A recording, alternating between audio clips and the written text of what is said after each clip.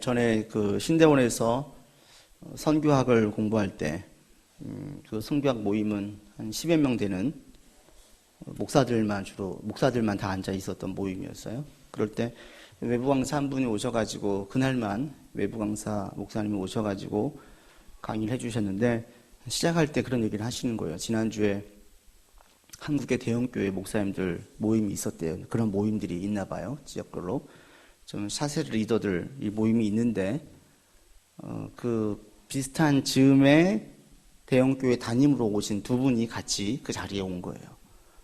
그때 그 좀 장자리라고 할 수 있는 그 자리에 원로 목사님이 앉아 계신 그 옆자리에 누가 앉을 것이냐로 신경전이 벌어졌다는 거예요. 신경전이.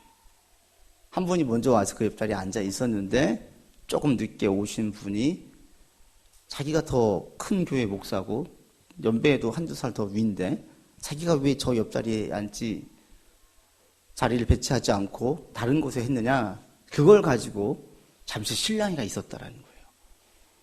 그래서 이제 오셔서 이분도 비슷한 연배이고 자기도 좀 괜찮은 교회 담임으로 있는데 그런 걸 볼 때 되게 씁쓸했다, 이런 얘기를 하셨어요. 그 목사들끼리 모이면 누가 크냐 작냐 신경전이 없으면 좋겠는데 있는 경우가 종종 있어요. 목사님도 그래요? 네, 목사들도 그래요. 그런 일들이 있어요. 근데 목사만 그런 게 아니라 오늘 본문에 보니까 오늘 본문의 제자들도 이런 모습을 그대로 보이고 있는 거예요. 이들이 가다가 서로 가는 중에 서로 싸웠는데 싸운 이유가 누가 크냐? 이게 왜 중요하냐면 점점 예수님께서 자신의 메시아성을 드러내셨어요. 내가 메시아다. 근데 유대인들이, 이 제자들이 가지고 있는 메시아성은 정권을 잡는 거거든요. 정권을 잡을 때가 되면 어때요? 서열이 매겨질 거 아니에요. 자연스럽게 잠깐만, 나는 서열이 몇 번째지? 생각이 되겠습니까? 안 되겠습니까? 그러다 보니까 오는 중에 서로 다툼이 있었다는 거죠. 이 기가 막힌 것은 다툼이 오는 본문에 한 번으로 끝나는 게 아니라 뒤에 가면 또 있어요. 마가복음 10장에 가면 제자들이 또 싸워요. 그때는 이번보다 더 가관인 게, 그때는 야고보와 요한의 어머니가 예수님께 와서 직접 고해요. 예수님, 당신은 오른편과 왼편에 내 아들 둘을 좀 앉혀주십시오라고 부탁을 해요. 신약시대도 이게 웬 치맛바람이에요? 마마보이도 아니고. 그 나이든 자기 아들들을 예수님 오른편과 왼편에 자기 아들을 앉혀달라고 해요. 이걸로 끝이 아니라 다른 제자들이 이 사실을 또 알았어요. 또 어떻게 돼요? 또 대판 싸웠어요. 그래서 사실 이 섬김에 대한 메시지가 섬김인데, 이 제자도에 대한 하나의 섬김을 이야기할 때 오늘 본문에만 이게 있는 게 아니라 10장에 가면 이 이야기가 또 있어요. 그리고 그 얘기도 언제 나왔냐면 마가복음 10장 35절부터 나오는 그 메시지 직전에 예수님이 세 번째로 자신의 죽을 것, 메시아 순환 예고를 또 하세요. 그 직후에 또 싸워요. 누가 크냐. 예수님의 죽으심과 부활에 대한 생각은 상상을 할 수가 없으니까 이들이 가지고 있는 것은 예수님이 메시아라 된다더라, 곧 된다더라. 그러면 우리 중에 누군가는 오른편 왼편에 서열을 매겨야 되니까 또다시 붙는 거예요. 누가 큰 자냐? 그래서 오늘 거기에 대해서 예수님께서 누가 큰 자인지를 설명해 주시는 거예요. 그래도 오늘 본문에 보면 제자들이 양심은 있네요. 34절에 보시면 예수님께서 물었잖아요. 너희가 길에서 뭘 가지고 얘기했니? 그러니까 34절에 제자들이 잠잠해요. 말을 못해요. 양심은 있죠. 예수님께서 그럴 때 누가 큰 자냐에 대한 얘기를 오늘 본문에서 하십니다. 35절에 얘기하시죠? 같이 읽겠습니다. 시작. 예수께서 앉으사 12 제자를 불러서 이르시되 누구든지 첫째가 되고자 하면 무사람의 끝이 되며 무사람을 섬기는 자가 되어야 누가 큰 자인지를 설명하세요. 제가 본문을 더 풀어가기 전에 여러분 분명하게 이 시간 정하셔야 돼요. 마음의 결단을 하셔야 돼요. 하나님께서 인정하시는 큰 자가 되든지 세상에서 인정하는 큰 자가 되든지 둘 중에 하나를 반드시 선택하셔야만 됩니다. 두 개를 다 취할 수는 없어요. 반드시 선택의 기로에 오게 돼요. 그리고 물론 보일 때에는 세상에서 큰 자로 보이는 자도 있어요. 그러나 그 중심에는 하나님께서 인정하시는 큰 자로만 남아있는 세상의 큰 자가 있지, 하나님께서 인정하시는 것을 버리고 세상의 큰 자가 된 자들은 결코 하나님께서 인정하시는 큰 자로는 남아있지 않아요. 그러니까 이게 지금 이게 가장 쉬운 예가 이스라엘의 그 왕의 자리였던 사울과 다윗의 보면 알 수 있어요. 똑같은 왕이었어요. 똑같은 왕의 자리였어요. 그러나 사울은 철저하게 세상에서 인정하는 큰 자가 되고 싶었고 세상에서 인정하는 큰 자가 됐어요. 거기에 비해서 다윗은 하나님께서 인정하시는 큰 자가 됐어요. 둘 다 왕의 자리에 있었습니다. 세상에 볼 땐 다 큰 자 같지요? 그런데 아니에요. 확연하게 구별되어져요. 그럴 때 세상에서 인정하는 큰 자, 이것은 힘의 논리죠. 사람의 논리고. 당시 이스라엘 가운데 왕이라는 것은, 왕이 힘이 있다는 것은 병사들이 많다는 건데 그만큼 사람들이 자기에게 충성을 해야 되는 거예요. 사울이 세상의 힘으로 볼 때 큰 자를 원했어요. 그럴 때 사울은 하나님 말씀보다는 사람들의 요구에 더 충실했어요. 왜? 사람들이 자기의 힘의 근원이니까. 거기에 비해서 다윗은 사람의 요구보다 더 중요한 것이 하나님의 인정이었어요. 하나님의 명령이었어요. 사울을 죽이자고 이야기하는 그 자기 신하들 앞에서 안 죽입니다. 자칫 잘못하면 신하들은 금방 도망갈 수도 있어요. 안 되겠다. 우리가 언제까지, 사울 언제 죽을지 모르는데 사울도 안 죽이고 우리가 언제까지 이렇게 있어야 되느냐, 안 되겠다라고 그냥 갈 수도 있어요. 만약 다윗이 자기를 따라하는 사람들에게 매어져 있었더라면 다윗도 죽였을 수도 있어요. 다윗은 쉬운 길로 가지 않고 자기를 따르는 신하들이 요구하는 길로 가지 않고 철저하게 하나님의 명령의 근거에서 움직이려고 했어요. 그게 사울과 다윗의 차이예요. 여러분도 선택하셔야 되고 결단하셔야 돼요. 그럴 때 저는 당연히 한 사람도 예외 없이 하나님께서 인정하시는 큰 자가 되기를 바랍니다. 왜? 사람들, 세상에서 인정하는 큰 자가 되었던 사울의 인생을 보세요. 그 인생은 늘 불안했어요. 늘 시기심이 가득했어요. 자기가 왕의 자리에 있음에도 불구하고 사울이 죽인 자는 천천히요, 다윗이 죽인 자는 만만이란 이 안악들의 노랫소리를 듣고 다윗 마음 내에, 사울의 마음 가운데에 시기심이 가득했어요. 다윗을 시기하는 거예요. 그렇게 충성했던 그 다윗에게 사울은 죽이려고 했어요. 죽을 때까지 사울은 불안과 두려움과 시기와 경쟁하는 마음이 끊어지지 않은 거예요. 그 마음이 지옥인 거예요. 세상에서 인정하는 큰 자가 되려면 세상은 힘의 논리잖아요. 힘이 있어야 되는데 세상의 모든 사람들은 반드시 힘이 없을 때가 오거든요. 내 체력이 당할 때가 오고 내 지력이 당할 때가 와요. 항상 높은 자리에 있을 수만은 없어요. 그러니까 높은 자리를 유지하기 위해서 다른 사람들을 쓰고 아무도 안 믿고 또 헌신짝 버리듯이 사람을 버리고 계속 시기와 질투와 보이지 않는 음모가 계속 있는 거예요. 이게 세상에서 인정받으려고 하는 사람들 삶에 보여지는 모습이에요. 거기에 비해서 하나님께서 인정하신 큰 자는 어때요? 다윗은 쫓기는 자였음에도 불구하고 다윗이 오히려 담대했어요. 그의 마음은 황량한 벌판에서 살았던 삶에도 불구하고 그의 마음 가운데는 평안이 있었어요. 저녁에 잠을 잘 잤어요. 잠잘 때 사방이 터진 곳에서만 자야 됐습니다. 왜? 사울이 언제 쫓아와서 죽을지 모르니까. 그럼에도 불구하고 다윗 마음 가운데는 평안이 있었어요. 시편을 보세요. 다윗 마음 가운데 찬양이 끊어지지 않아요. 감사가 있어요.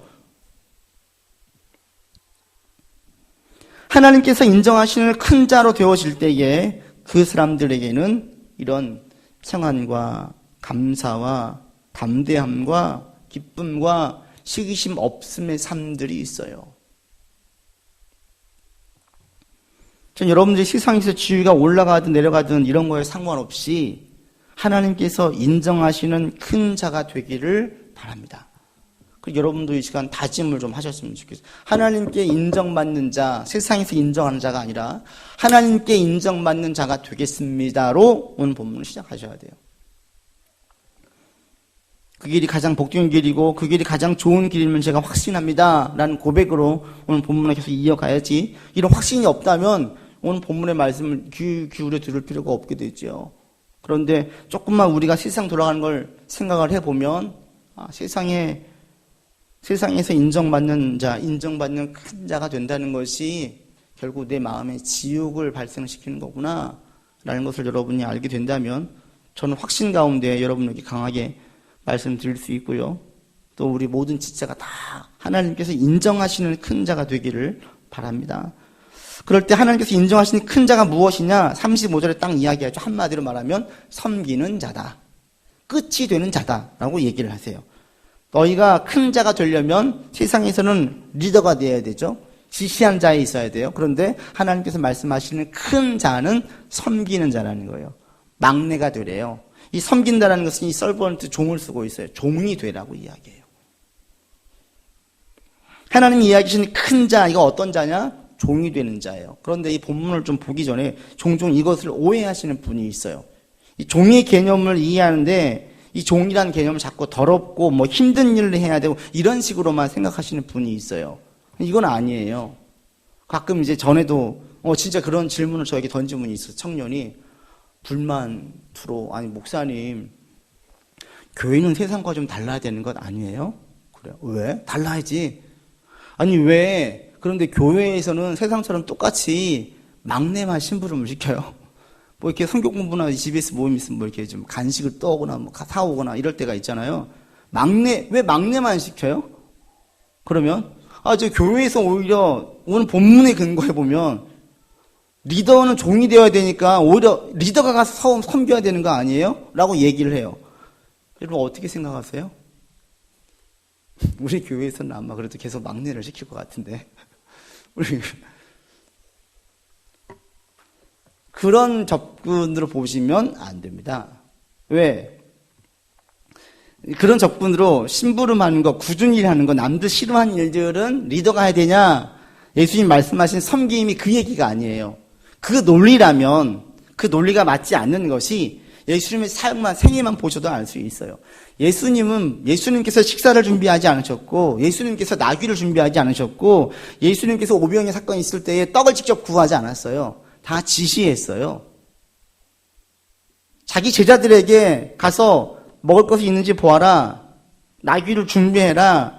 장소를 알아보아라. 제자들에게 다 준비하게 했지 예수님이 하신 것이 아니에요. 그러니까 섬긴다는 의미가 예수님께서 말씀하시는 막내가 되어라, 종이 되어라 이 얘기가 니들이 나서서 굳은 일을 해라 이런 의미가 아니에요.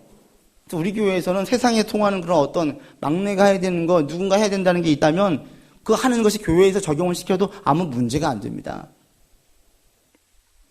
예수님께서 말씀하신 섬김의 의미가 뭐냐면 여러분 마가복음 10장에 한번 가보시죠. 잘 정리해 놓으셨어요. 딱 한마디로 해 놓으셨는데 10장 45절에 보십시오.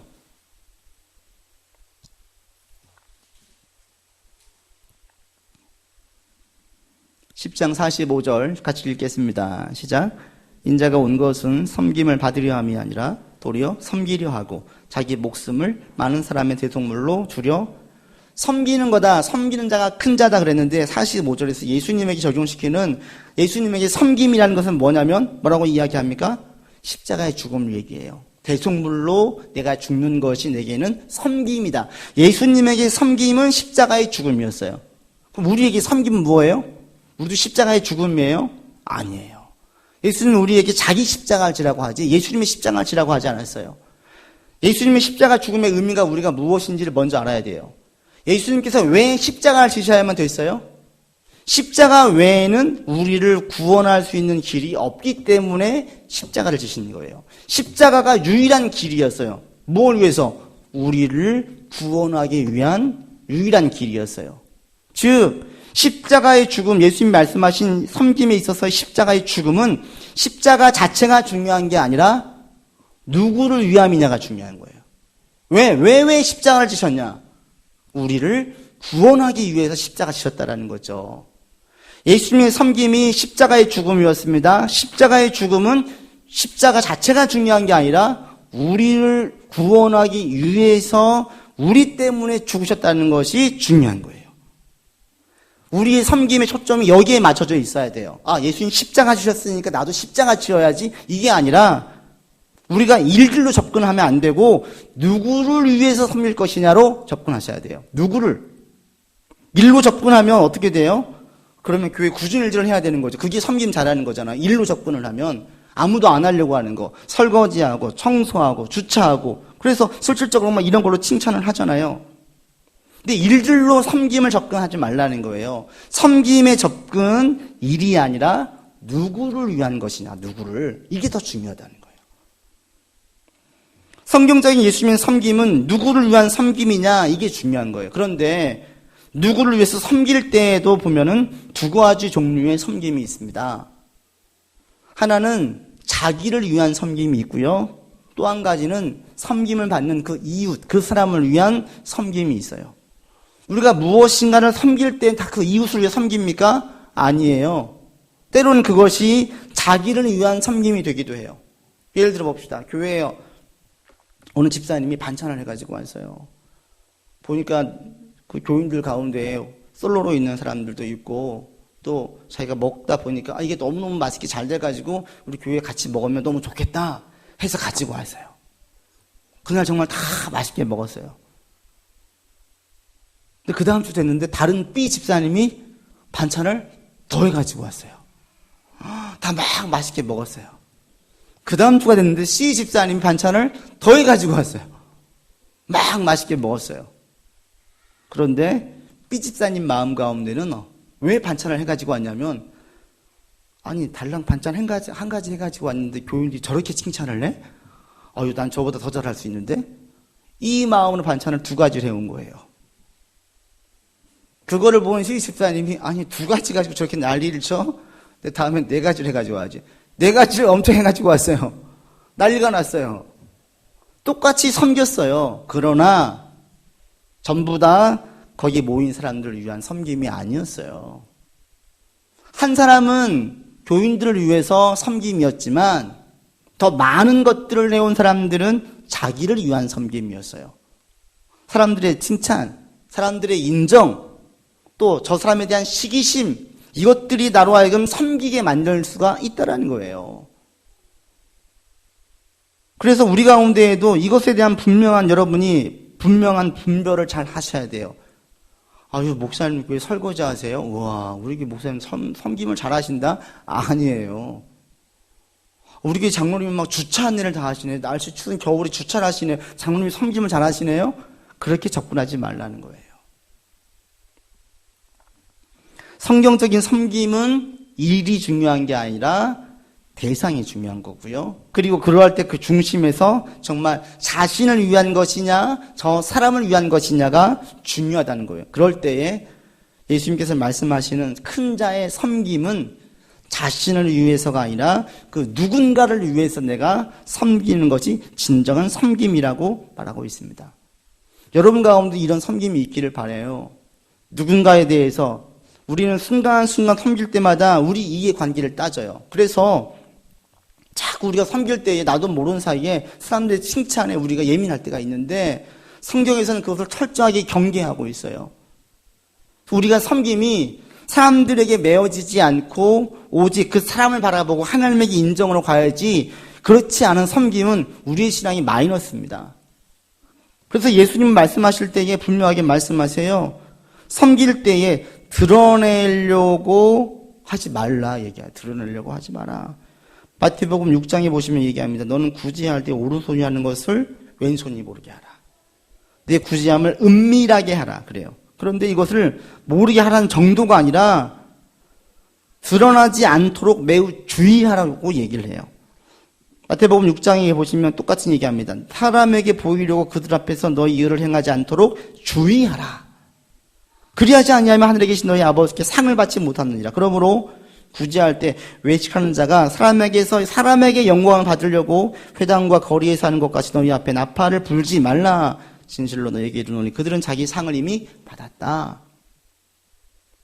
누군가를 위해 섬길 때에 한 가지 중요할 게 뭐냐면 이 섬김이 드러나지 않도록, 사람들의 입에 많이 오르내리지 않도록 하는 섬김이 제일 좋은 거예요. 왜 그런 줄 아세요? 우리 인간은 다 약해요.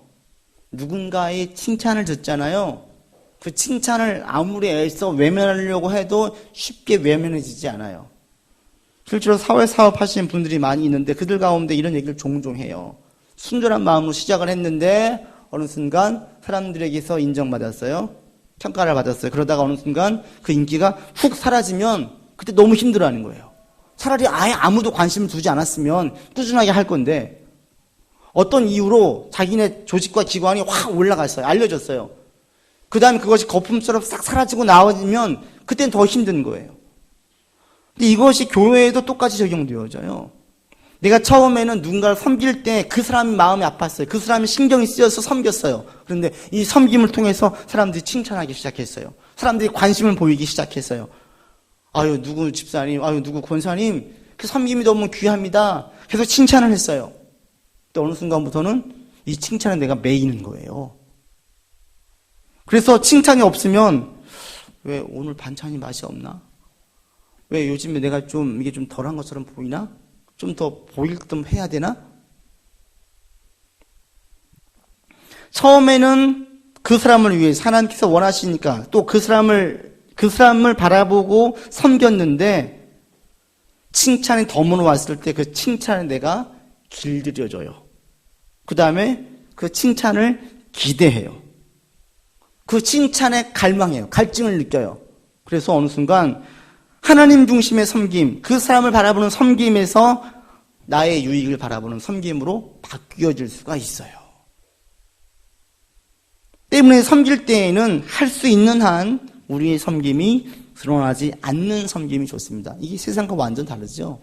세상에서의 섬김은 어떻게든지 홍보하고 알려야 돼요. 근데 기독교인들의 섬김은 가능한 한 드러내지 않는 게 제일 좋아요. 만약 드러난다면 그건 어쩔 수가 없어요.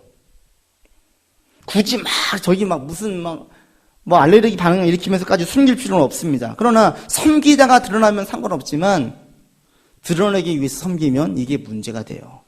섬기다가 드러났을 때 계속 드러나고 계속 칭찬이 오르내리면 어느 순간 내가 또 드러내고 싶어진다라는 거예요. 이게 우리예요, 이게. 저를 포함한 여러분 모두가 다 우리가 이렇게 연약합니다. 그래서 할 수 있으면 은밀한 중에 섬겨라. 그리고 나의 유익이 아니라 큰 사람의 유익을 위해서 섬겨라라고 얘기하고 있습니다. 전 여러분 가운데 이런 섬김이 있기를 바랍니다. 사람들에게 인정받고 칭찬받는 섬김은 예수님 말씀하신 섬김과 아무 상관이 없어요. 그걸 통해서 누군가에게 많은 칭찬을 받았다면 이미 상을 받았다 주님 말씀하십니다. 그리고 그것은 우리 신앙에도 좋지 않습니다. 전 여러분 가운데 이런 섬김, 조건 없는 은밀한 가운데 주시는 섬김이 여러분 가운데 있기를 바랍니다. 아멘. 여러분 이런 섬김을 해본 적이 있으세요? 조건 없이 은밀하게. 또 이런 섬김을 받아본 적이 있으세요? 감사하게도 저는 생각해 보니까 있어요. 초등학교 때 저는 워낙 개구장이어가지고 교회에서 좀 이렇게 교회에서 보면은 막 대놓고 시끄럽게 하는 애들이 아니라 조용히 앉아가지고 막 이렇게 찌르고 막 계속 이렇게 산만한 애들 있잖아요. 좀 그런 유였어요. 그 초등학교 때는 별로 사랑을 못 받았는데 고등학교 때 섬겼던 왜 웃어요? 고등학교 때 지도했던 전사님과 그 사모님이 지금도 이유를 모르겠는데 너무 저를 예뻐해주고 너무 저를 사랑해 주셨어요. 그게 왜 그런지 모르겠어요. 그런데 그 사랑과 조건 없는 그것들을 제가 너무 많이 받았었어요. 그리고 저도 한번 어제 가만히 설교 준비하면 생각해 보니까 저도 이렇게 조건 없이 진짜 많이 섬겼어요. 여기 지금 정선이가 앉아있는데 제가 섬겼어요. 홀파 때 생각해 보니까 홀파 때 교회에서 사례비를 참 적잖게 받았는데 홀파할 때 사례비 남은 게 한 개가 없어요. 이것도 좀 드러내는 건가요?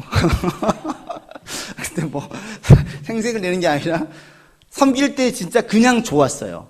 그래가지고 그 사례비를 가지고 다 막 떡볶이 사 먹고 간식 먹고 얘들아 교회 와라 먹고 또 평일에도 교회 와서 독서실 공부해라 운영하면서 그 돈을 다 썼어요.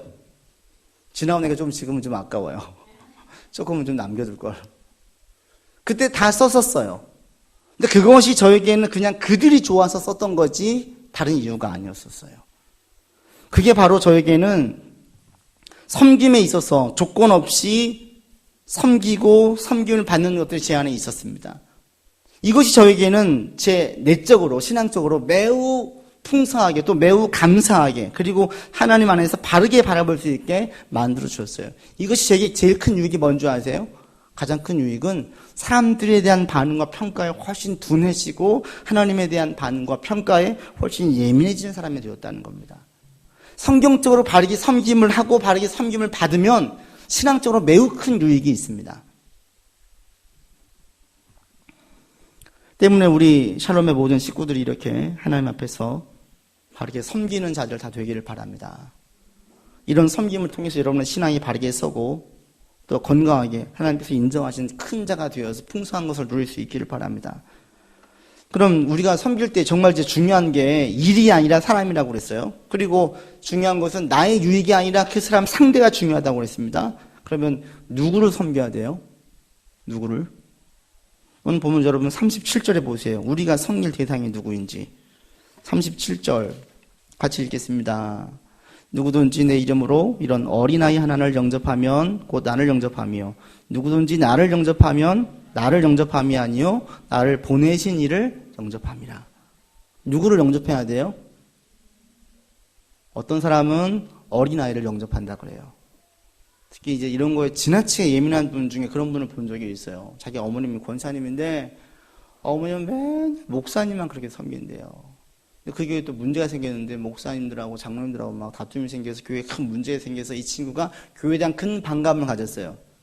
그래서 어떤 마음이 있냐면 자기는 절대 목사 섬기지 않겠다. 목사는 맨날 가면 대접만 받는다. 목사 안 섬길래. 성경에도 어린아이 섬기러 나와 있지 않냐. 사회적으로 약자들, 도움 필요한 사람들 자기는 그 사람만 섬기겠대요. 그런가 하면 권사님들은 목사님들을 잘 섬겨주세요. 저도 섬김을 참 많이 받았었어요. 정말 귀하게 여기고 섬겨주세요. 37절에 누구를 섬기라고 나와 있어요?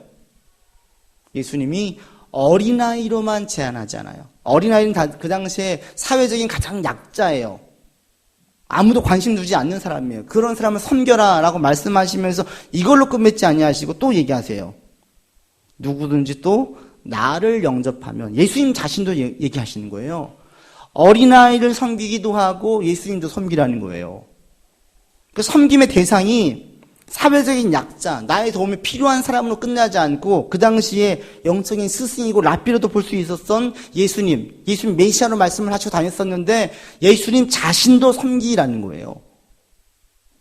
즉 섬김의 대상은 사회적인 약자이든 영적인 스승이든 상관없이 모든 사람이 섬김의 대상이 돼요.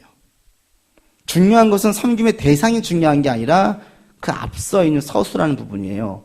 누구든지 뭐가 중요하냐면 내 이름이 중요한 거예요. 누구를 섬길까가 중요한 게 아니라 구체적으로는 정말 중요한 것은 예수의 이름으로 신앙으로 하나님의 이름으로 누구든지 섬기면 그 섬김이 하나님께서 보실 때 가장 귀한 섬김이다 이거예요. 그러니까 우리의 섬김을 사회적인 약자로만 보지 마시고 아이고 우리 목사님으로만도 보지 마시고 우리 섬김의 스펙트럼은 매우 다양하고 넓어야 돼요. 누구에 돼요? 하나님께서 순간순간 내 마음에 감동을 주시는 그 사람. 정말 조건 없이 이유 없이 누군가가 신경이 쓰여요. 누군가에게 베풀고 싶어요. 정말 조건이 없어요. 이유가 없어요. 그러면 그 섬김이 하나님께서는 오케이라는 거예요. 바로 그런 섬김을 말씀하고 있습니다. 이렇게 섬기게 되어지면 바로 그 자가 오늘 성경에서 이야기하는 큰 자예요. 전 여러분이 이렇게 바르게 섬기는 그래서 하나님께서 인정하시는 큰 자가 되기를 바랍니다. 그래서 바르게 성경적으로 섬기면 자기 중심에서 하나님 중심의 삶으로 옮겨져요. 성경적으로 섬기면 신앙이 건강해지고 신앙이 건전해지고 신앙이 바르게 성장하게 됩니다. 여러분에게 이런 섬김이 있기를 바라요. 교인할 때 보면 어떤 분들은 지나치게 자기 유익과 사람들의 평가에 민감해서 섬기시는 분들이 있어요. 마음이 안타까워요. 교육을 진짜 많이 했었어요. 열심히 했었어요. 그런데 그 마음 가운데 막 시기심과 질투심이 가득한 거예요. 그래서 어느 권사와 늘 긴장 관계에 있는 권사님을 본 적도 있어요. 그건 바르게 섬기지 않는 거죠. 바르게 섬긴다는 것은 점점 내 마음속에 시기심, 내 마음이 더 평안과 하나님의 나라가 내게 임해야 되지요. 섬기는데 내 마음은 지옥이 되는 거예요. 지옥이. 막 경쟁하고 시기하고 분노하고 질투하고. 이건 지금 예수님께서 말씀하시는 바른 섬김으로 가지 않았기 때문에 이런 일이 생기는 것입니다. 여러분들이 신앙 안에서 하나님께 인정받는 큰 자가 되기를 바랍니다. 하나님이 인정하신 큰 자는 사회적인 큰 자와는 아무 상관이 없어요. 사회적으로 큰 자일 수도 있습니다. 사회적으로 약자일 수도 있습니다. 그러나 하나님께서 인정하신 큰 자는 누구나 다 될 수가 있습니다. 오늘 본문 묵상하다가 하나님께서 인정하시는 큰 사람이 본문에 나와요. 여러분 오늘 본문에 그게 누군지 아세요? 오늘 본문에 하나님께서 인정하신 큰 자 누굴 것 같으세요? 제가 본문 묵상하다가 그렇다 분명히 깨달았어요. 그게 누구냐면 35절에 나와 있는 12 제자예요. 길에서 싸웠던 제자들이 제가 볼 때는 큰 자예요. 이들은 분명히 창피한 일을 했죠. 참 철없는 행동을 했습니다. 예수님이 십자가 죽는다는데 자신들 누가 큰 자인지 한심해 보여요. 한심한 건 맞습니다. 그런데 그런 한심한 자신들의 과거의 모습을 밝혔다는 것에 대해서 좀 대단하게 보였어요. 마가복음을 쓸 때 이 당시에 제자들은 다 나이가 들었습니다. 이미 순교한 자들도 있습니다. 그리고 이 마가는 베드로의 영적인 제자예요. 영적인 아들과 같은 자예요. 베드로의 최측근이에요. 그래서 이 마가복음이 사복음서 중에 제일 먼저 쓰여졌는데 그 기록 저자에 보게 되어지면 이런 내용도 있어요. 마가가 이 복음을 기록할 때에 베드로가 곁에서 도와줬다. 서술해줬다. 이렇게도 봐요. 만약 이게 맞다면 지금 이 자기 얼굴에 베드로 스스로가 침 뱉고 있는 거예요. 자기의 수치심과 부끄러운 일들을 가감없이 다 드러내고 있어요. 이게 맞지 않다고 해도 베드로가 죽고 마가가 사후에 베드로 사후에 썼다고 해도 마가는 베드로를 종용했던 사람이에요. 그러면 자기 스승을 얼마든지 미화시킬 수 있잖아요. 그런데 마가는 베드로가 어떤 사람인지를 정확히 알고 있었기 때문에 전혀 가리지 않고 이들의 부끄럽고 한심스러운 일들을 다 드러냈어요. 저는 이것이 대단해 보였어요. 세상에서 인정받으면 인정받을수록 뭐해요? 자기를 포장하기에 바빠요. 절대 자기 치부 안 드러내요. 누군가가 자기 어릴 때의 부끄러운 것들을 얘기를 꺼내면 불쾌해해요. 이게 인간이에요. 전기를 틀 때도 자기의 약한 부분들은 웬만하면 다 숨기고 자기 영웅 만들잖아요. 이게 인간이에요. 그런데 베드로를 포함한 모든 제자들은 자신들의 부끄러웠던 과거를 나이 들어서 드러내는 데에 전혀 주저하지 않았습니다. 다른 모든 제자들도 예루살렘 교회에서 리더가 되는 것에 대한 욕심이 없었습니다. 다 순교하러 갔잖아요. 이것이 저는 정말 큰 자구나. 하나님 앞에 정말 큰 자가 되었구나. 정말 작은 자였던 이들이 신앙 안에서 큰 자가 된 거예요. 베드로가 이렇게 큰 자가 됐다면 저 여러분 모두가 다 큰 자가 될 수 있습니다. 그리고 큰 자가 되기를 원합니다. 하나님께서 인정하시는 큰 자, 사람의 시각과 사람의 평가가 점점 작아지고 그리고 나의 명예, 나의 야망, 나의 평가도 점점 작아지고 하나님의 시각과 하나님의 평가가 더 커지고 그럼과 동시에 하나님께 영광을 드러낼 수 있는 일이라면 내가 욕을 먹고 내 창피함이 드러나는 것이 전혀 부끄럽지 않는 얼마나 멋있어요. 이게 진짜 큰 자 아닙니까?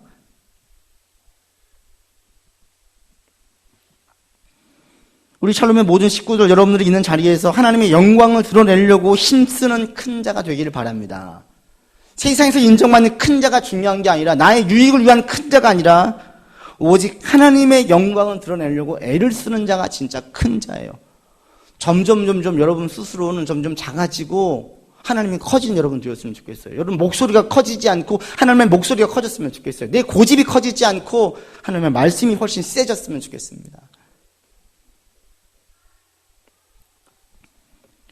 이런 큰 자가 될 수 있는 좋은 것 중에 하나가 섬김이에요. 섬김.